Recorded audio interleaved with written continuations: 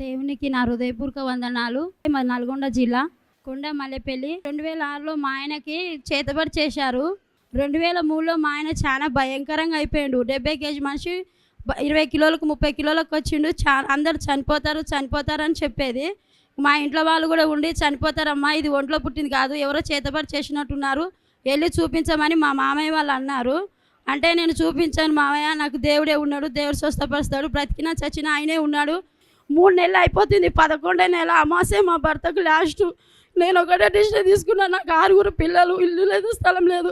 ప్రభా బతికిస్తే నా భర్తను బ్రతికించు, లేకుంటే నన్ను నా బిడ్డను బ్రతికించు అని నేను బేరానికి వెళ్తాను. గన్నేరుపప్పు తీసుకొచ్చి అవి కొత్తుకొని సేమీలు వేసి నా పిల్లలకి ఇచ్చి నేను కూడా చనిపోతానని నిర్ణయం తీసుకున్నాను. ఎప్పుడైతే నేను నిర్ణయం తీసుకున్నానో, నేను నా పిల్లలు చనిపోవాలని, ప్రార్థన శక్తి గురించి నాకు తెలియదు, అయ్యగారి గురించి కూడా నాకు తెలియదు. నేను టీవీ పెట్టి అంట్లకు తోముకుంటుంటే ఒక సాక్ష్యం విన్నాను. నేను పిల్లగాడు కాలంలో పడిపోయిన సాక్ష్యం విన్నాను, గవర్నమెంట్ జాబు సాక్ష్యం విన్నాను. అయ్యగారి నోటి ద్వారా ఏదో వస్తుంది జరుగుతుందని చెప్పినప్పుడు నాకు ఎందుకో దేవుడు పేరేపించుండు. ఒక్కసారి అయ్యగారిని చూద్దామని టీవీ కాడ గురికొచ్చాను. ఆరాధన శాలలో అయ్యగారు వాక్యం వస్తుంది.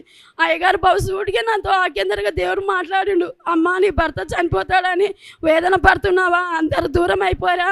నువ్వు నీ పిల్లలు చనిపోదామని సాగు దాకా వెళ్ళావా?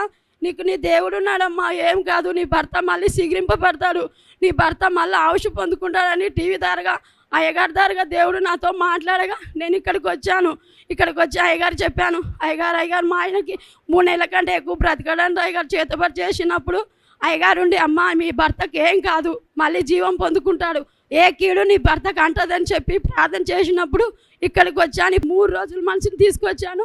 ఇప్పుడు 4 సంవత్సరాలు ఆరోగ్యంగా మంచిగా ఉన్నాడు. ఇటు సాక్ష్యం దేవుడు దీవించును గాక. అయ్యగారికి నా నిండు వందనాలు.